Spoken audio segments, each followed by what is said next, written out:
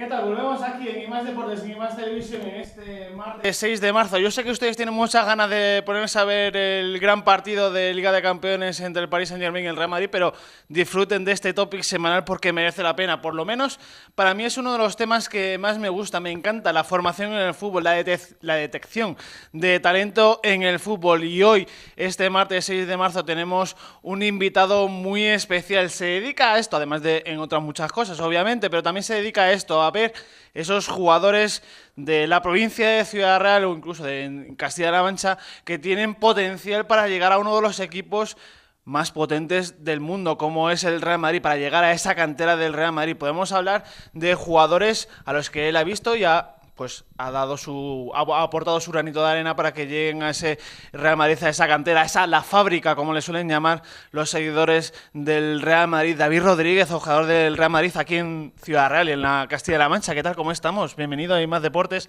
además Televisión, amigo. Qué importante la detección de talento y que los futbolistas jóvenes, pues todos son futbolistas, pero también hay que saber jugar al fútbol, que es lo que siempre solemos hablar Tato y yo, ¿no?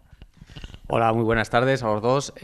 Bueno, pues sí, al final lo que comentabas al principio, el detectar talentos es un trabajo muy complicado, a la vez que bonito, porque al final es un don que se da desde el nacimiento y bueno, el detectar esos parámetros pues es un trabajo bonito pero complicado. Aquí en la provincia de Ciudad Real y más extensible a Castilla-La Mancha, que es donde yo me muevo en este trabajo. Afortunadamente, año tras año estamos sacando futbolistas y eso es porque las cosas desde los clubes y las escuelas se está haciendo bien. Sí, porque la cantera, la calidad, todo se presupone, pero luego también es que llegar al Real Madrid no es solo saber jugar bien, marcar muchos goles, regatear bien, también hay que tener unas pequeñas dosis de saber jugar al fútbol, que es lo importante, ¿no?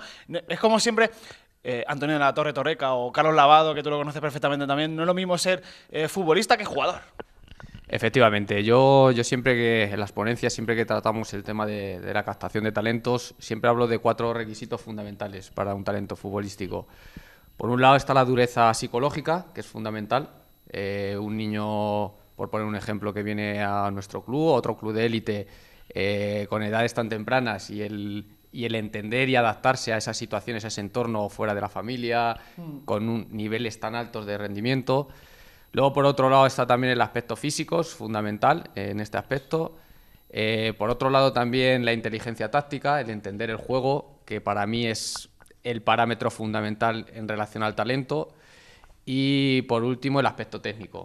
Entonces, sin establecer un orden ni una prioridad, esos 4 componentes son lo que conforman un buen futbolista.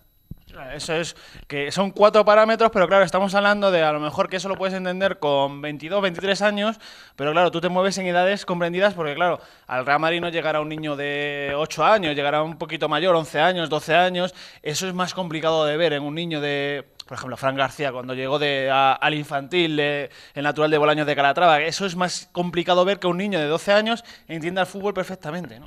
Efectivamente, yo el talento lo considero como un don que hace brillar a una persona en una determinada disciplina, ya sea músico, ya sea profesor de inglés o en nuestro caso en el fútbol. Estamos hablando de un cierto bagaje, de una serie de condiciones que se llevan desde el nacimiento. En lo que se refiere a la actividad deportiva, en concreto al fútbol, hablamos de algo que está por encima de lo común, de lo normal. La forma de entender el juego, la inteligencia táctica, el saber resolver problemas que se dan durante la competición o durante un partido, es realmente donde te tienes que fijar y estar atento a esa serie de características del jugador. ¿Y cuántos kilómetros haces a la semana? Miles, casi, ¿no? Del coche de allá da la vuelta casi, ¿no, David? Sí, a ver, la extensión de Castilla-La Mancha ya sabemos lo que es y bueno, pues hacer kilómetros, pero bueno, al final lo haces por vocación y porque te gusta y con ilusión. Y a partir de que llevo ya 8 años con este club trabajando, con el Real Madrid, día tras día, bueno, pues yendo con ilusión haces todo a gusto. Cuando vas a los campos ya te van conociendo, o más o menos pasas un poco más desapercibido todavía, porque, claro, cuando a un chico a un campo de fútbol llega un jugador de un club importante, pues ya dice el jugador, ostras, que vienen a verme. No quiero decir que a lo mejor él sepa que lo vas a ver, sino que a lo mejor hay más presión. Y esa presión también es importante saber superarla, ¿no, David? Lo que hablabas antes de psicología. Exactamente. A ver, yo he sido futbolista, no de los buenos, pero he sido futbolista, entonces yo creo que esto hay que tratarlo con naturalidad. Al igual que el talento al final es algo natural, que surge innato. Pues esto igual, a la hora de visitar los partidos, ni intento ni informar al club y ni informar al jugador, lógicamente, ni al entorno.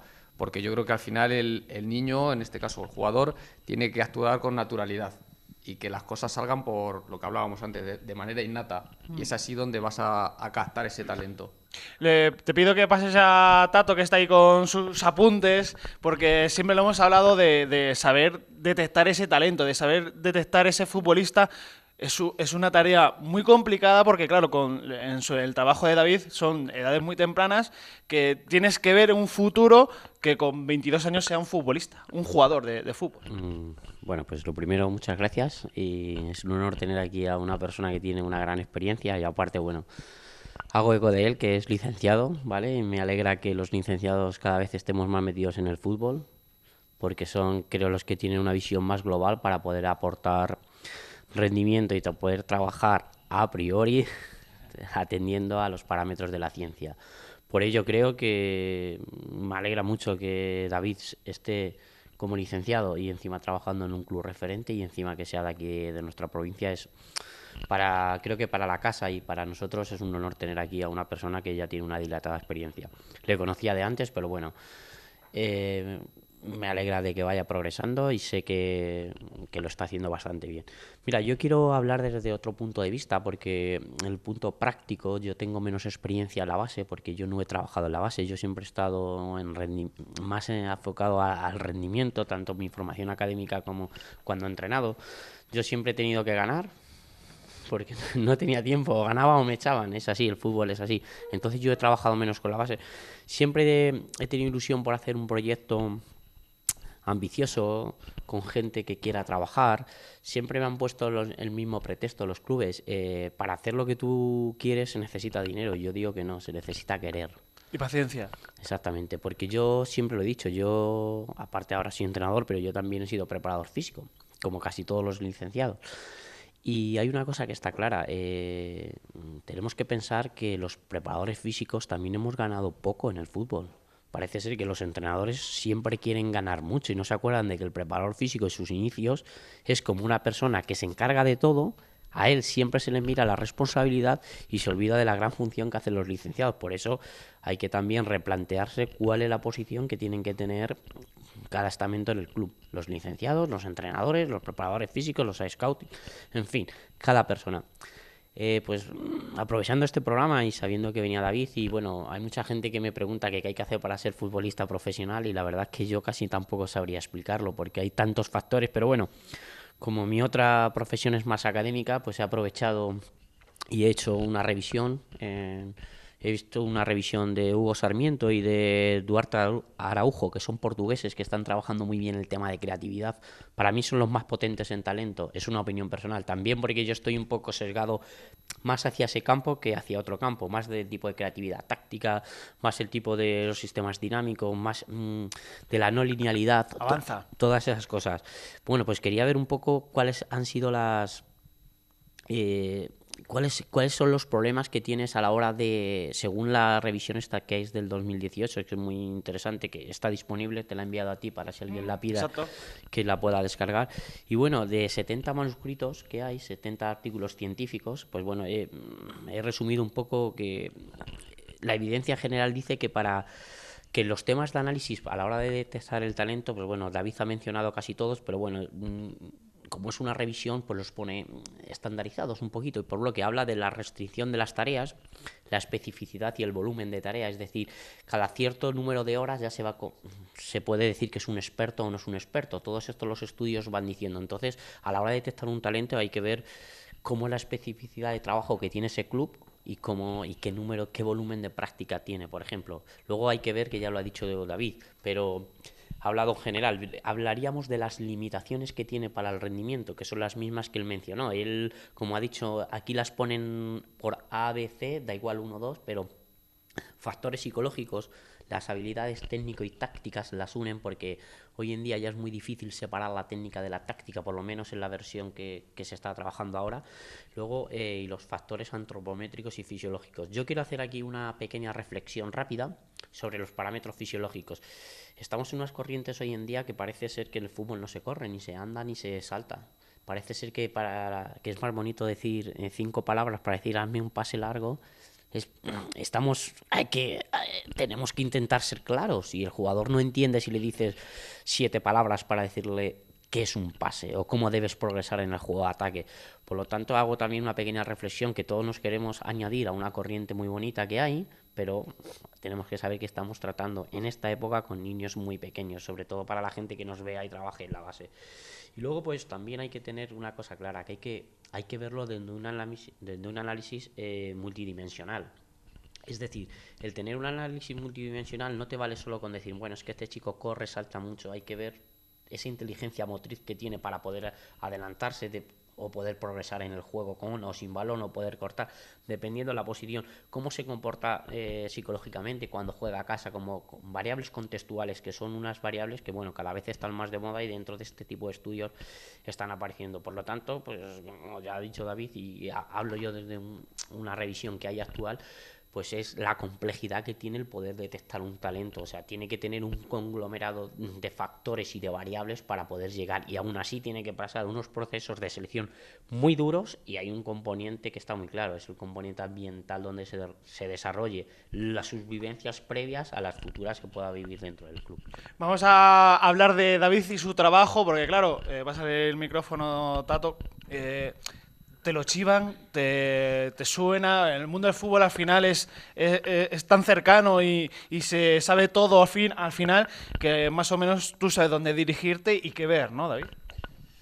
Sí, a ver, yo creo que esto, como en todo en la vida, yo creo que tienes que tener personas de confianza, eso está claro. Hablábamos antes de la extensión de Castilla-La Mancha, es grandísima, entonces siempre tienes que tener puntos de referencia y gente en la que poder guiarte. Y a partir de ahí, bueno, pues sí que tienes que ir tú in situ, ver a ese futbolista y a partir de ahí tomar una decisión. La verdad es que en décimas de segundo, que es la complejidad de este trabajo, pues porque al final esto es un mercado, hay mucha competencia, cada vez se están incluyendo más departamentos de captación en los diferentes clubes, ya no solo hablamos de Madrid y Barcelona, sino de otros equipos, llámese Granada, Málaga, etcétera, etcétera, que ya están aquí en Castilla-La Mancha. Entonces, bueno, pues se basa en tener personas de confianza y en base a eso ir al grano. ¿Cuántas veces necesitas ver a un jugador para decir, ¿me interesa o no me interesa? Depende, ¿no? Supongo que será jugar en casa, que está ahí arropadito, y jugar fuera, que no está tan arropadito. A ver, normalmente nosotros solemos verlo 3 veces. 3 veces a la hora de tomar una decisión. Sí que es verdad que desde el primer momento que lo ves, es lo que comentaba al principio, es algo diferente a lo normal, al resultado común de la población. Entonces ya en ese momento se te dispara la alarma y vas a ir a volver a ver, pero tú tienes la primera imagen, que es un poco la que cuenta. Eso siempre, la primera impresión, decimos nosotros que los prejuicios son malos, pero es que esa primera impresión, un control, la forma de moverse en el campo, ya te dice muchas cosas, ¿no? Efectivamente. Además, hablando un poco de lo que comentaba Tato también, al final yo, por ejemplo, un pase, por hablar de una acción técnica, para mí un pase bien hecho no es un pase que realizas desde 50 metros, que estéticamente lo haces perfecto y la ejecución es correctísima, sino que el pase además, el objetivo es que llegue al compañero. Entonces tú puedes hacer un pase muy bueno de 50 metros, pero si realmente te han cortado ese balón, el defensor, el pase no está bien elaborado. Entonces ahí está lo que hablamos antes de la inteligencia táctica, el saber tomar decisiones en el momento y en el sitio oportuno, que creo que es realmente luego el éxito de este deporte. Exacto, la intención, pero no solo la intención, sino el resultado final, que al final en el fútbol se decide en esas 3 cosas: un tiro bien hecho, un control bien hecho, un pase bien hecho. Pero claro, lo decías tú antes, hay mucha competencia, porque claro, ya los clubes se han dado cuenta que esto es el futuro. Hablaba Tato de que los clubes no se arriesgan a invertir en eso cuando es su futuro también. Efectivamente, además los clubes fuera de Madrid y Barcelona están apostando muy fuerte por cada vez edades más tempranas. Entonces a nosotros nos ha disparado esa alerta de bueno, pues ponerte las pilas, pues porque la gente cada vez trabaja con mayor intención, con mayor competencia, y en ese sentido, bueno, pues tienes que estar muy al tanto fines de semana para que no se te adelanten. Lo digo porque Tato y yo siempre hemos sido muy críticos, sobre todo con los equipos de Ciudad Real, en este caso, que nos mueve, porque apostamos porque... bueno, decimos que apostar por esa cantera, por esos jugadores de cantera aquí en Ciudad Real, les serviría, a lo mejor no para ganar una liga, pero sí para invertir en su futuro y para tener una base sólida para un periodo a corto o largo plazo, ¿no? Medio o largo plazo, ¿no? ¿David? Efectivamente, bueno, dedicándote al alto rendimiento, al final tú no tienes que tampoco ver qué jugador llega al primer equipo, sino qué inversión hace ese jugador al resto, porque el Real Madrid afortunadamente tiene muchísimos jugadores cedidos que al final dejan en las arcas mucha cantidad de dinero. Entonces, no solo hay que centrarse en que posiblemente pueda llegar al primer equipo, sino que pueda ser un jugador importante en Primera División, en la Liga Española o en otras ligas del extranjero. Tato, se lo hemos hablado muchas veces, pásaselo David, que los equipos de Ciudad Real, si apostaran por esa cantera, por esos equipos juveniles o incluso por tener un filial, les iría mucho mejor porque invertirían en su futuro para el día de mañana. Pues sí, yo... Pues bueno, Vamos, sí. eso me lo dices desde que te conozco, sí, de apostar por la cantera para luego potenciar el primer equipo. Pues mira, hay una cosa que está clara.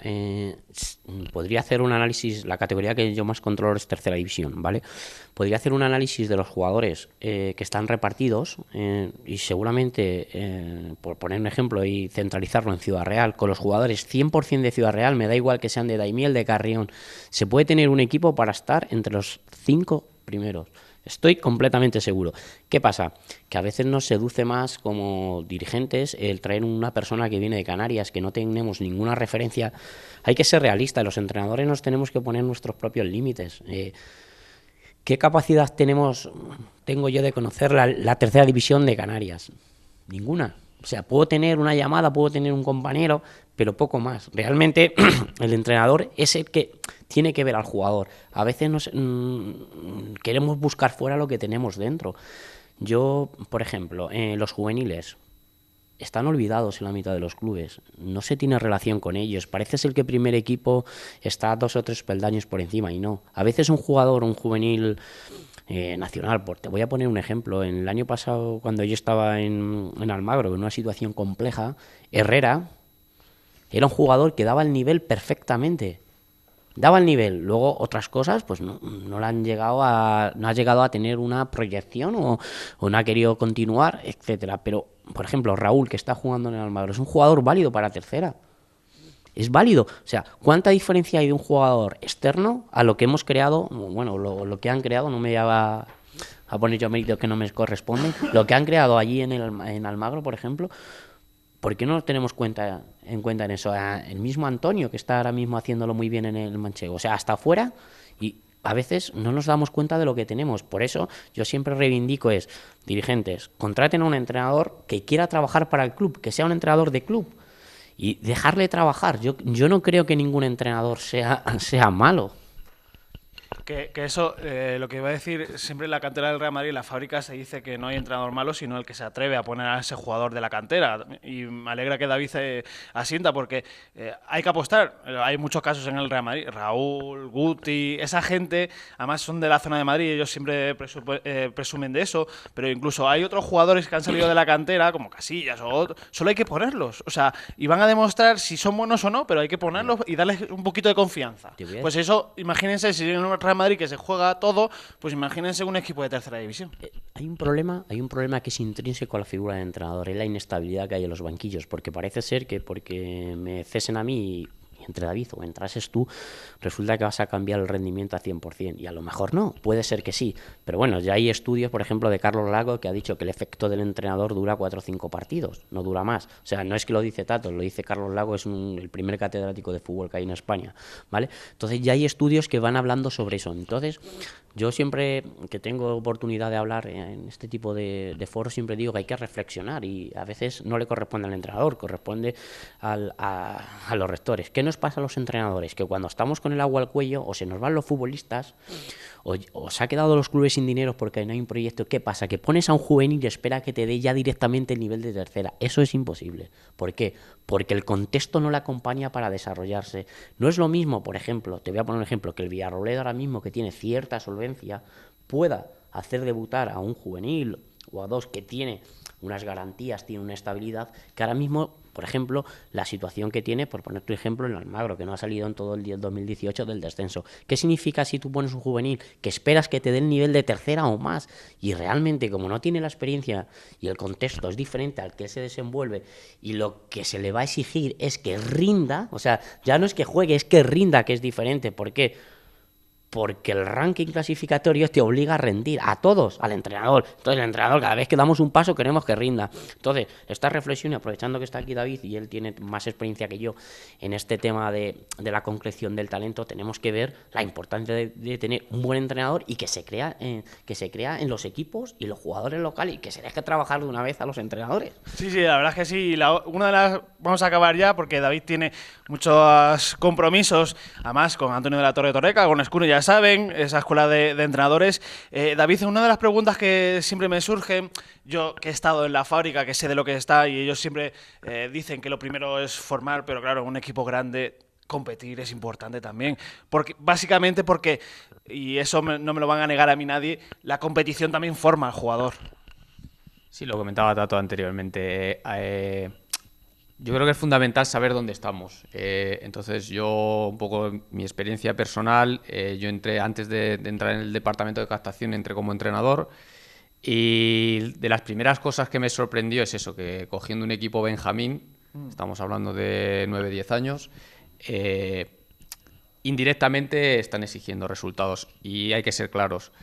Viajas fuera de España, llevas un control de niños muy pequeños y encima sabes que vas a competir y tienes que ganar sí o sí. Si ganas es una situación normal y si pierdes es un caos. Porque al final son clubes tan grandes que donde vayas tienes que quedar siempre el número uno y es así. Y yo creo que en este sentido quien diga lo contrario miente. Entonces es fundamental el competir. Yo creo que Ciudad Real, desafortunadamente, el que no lleguen quizás jugadores al primer equipo puede ser por eso, porque en edades tempranas no tenemos ningún nivel competitivo. Al final los niños no están acostumbrados a afrontar situaciones de competición, situaciones donde se les plantea un rival que sea duro o al revés. Entonces, bueno, pues yo creo que esto al final... ¿Crees que eso es el problema de Ciudad Real? Porque al final salen jugadores, pero la organización desde la base no es la mejor posible para que esos jugadores puedan seguir mejorando y compitiendo contra otros equipos. Por ejemplo, hace poco vimos las selecciones sub-16 y sub-18 competir en Ciudad Real. Hay buenos jugadores, lo que pasa es que a lo mejor no están acostumbrados a eso, porque los buenos están en los buenos equipos. Esos buenos equipos ganan muy fácilmente. Y entonces esa competición pues es menor que otra, ¿no? Efectivamente, llevas toda la razón. Aquí yo creo que la principal carencia que tenemos es a nivel del formato de competición que tenemos o cómo se enfoca la competición. Hablábamos antes de la extensión que tiene Castilla-La Mancha, de la cantidad de jugadores que tenemos. Estamos hablando de la escuela de Ciudad Real, que seguramente es una de las escuelas más grandes de España. Entonces algo falla. Desde mi punto de vista y desde mi experiencia, bueno, pues yo creo que el formato de la competición es muy negativa. Los niños no están aprendiendo a competir y eso al final, en un campeonato de España, como tú comentabas, sub-16, sub-18, te llega a una comunidad como Andalucía y hay una diferencia abismal. Pues claro, porque ellos además tienen canteras tan importantes como Sevilla, Betis, Málaga, Granada, pues, Cádiz, equipos de casi de primera división, y nosotros pues nos queda ese pasito. Hay calidad, hay forma, pero claro, hay que enfocarlo de otra manera. David, muchas gracias por estar con nosotros, como siempre, a seguir trabajando Y dale saludos a Torreca, que me tiene que aprobar el curso, por favor.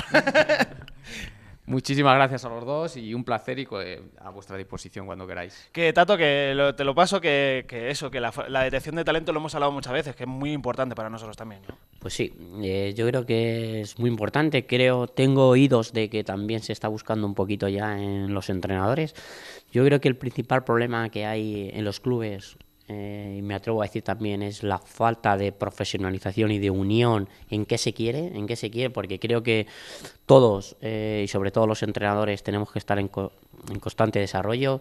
Creo que los directores del área de formación, de scout e incluso de entrenadores necesitan la función que ya tiene el Ajax de coach como entrenador de entrenadores, para que revisen qué se está haciendo y qué avances hay, porque eso no es una tarea fácil, porque como ya sabéis, la ciencia va muy pegada al deporte.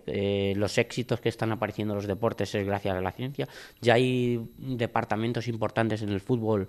Sobre todo yo he tenido la oportunidad de estar en Alavés y he visto el gabinete que tienen con un Sport Science, que es Julen Castellano, que seguramente de fútbol de situaciones reducidas tiene libros y tiene un psicólogo que trabaja con él, nutricionista, en fin, ya van creando un equipo. Supongo que en el Real Madrid, David, lo tendrán, y si no, pues lo creará. El Barcelona este año concretamente ha incorporado a cuatro Sport Science para intentar formar y hacer esa labor de coach, aunque luego sea el director de cantera quien transmita esa información, pero se necesita gente, como ya he dicho, perdonadme el sesgo, que sea de las ciencias del deporte y concretamente del mundo del fútbol, para poder tener una visión global. Y bueno, pues es muy difícil detectar un talento, yo creo que cada día más, aparte por la inmediatez y creo que también ese miedo a fallar hay que interpretarlo, y tienes que tener un feedback de la gente que está por encima de tuya. Y bueno, yo, como siempre me reivindico en este programa, que ojalá y Ciudad Real avance en el mundo del fútbol, ojalá y las canteras trabajen y empiecen a pensar en la formación de sus entrenadores como una herramienta para el progreso del club. Y bueno, pues yo, pues para terminar, puedo concluir un poco lo que dice esta revisión del 2018, que dice que los mejores jugadores son los que hay que estudiar, los que desde la base han llegado, para ver qué es lo que les ha llegado al éxito. Es decir, me explico y aquí ya termino. Es decir, cuando un jugador ha pasado por todos los estadios, por ejemplo, del Real Madrid, y ha llegado a la élite, lo que hay que ver es qué es lo que le ha hecho llegar allí. Con eso, pues termina, creo que puedo ¿no? terminar. Que te enrollas un poquito. Que me salen, son 6 equipos en Ciudad Real de la provincia en tercera división. Me salen más de la mitad de los que no apuestan por la cantera y quieren la inmediatez de los resultados. Y yo, que soy un apasionado de eso, de la formación y de detectar talento y de apostar por esos jugadores jóvenes que te pueden dar, yo creo que el mismo rendimiento que un jugador que venga de fuera y que no tenga arraigo, que es muy importante en los equipos, ¿eh? Recuerden, el arraigo de un equipo de fútbol, pues a lo mejor irá mucho mejor, pero eso es un consejo desde un periodista y un futuro entrenador, no lo sé. Que sonrían y sean muy felices, y muchas gracias por acompañarnos. Hasta mañana, adiós.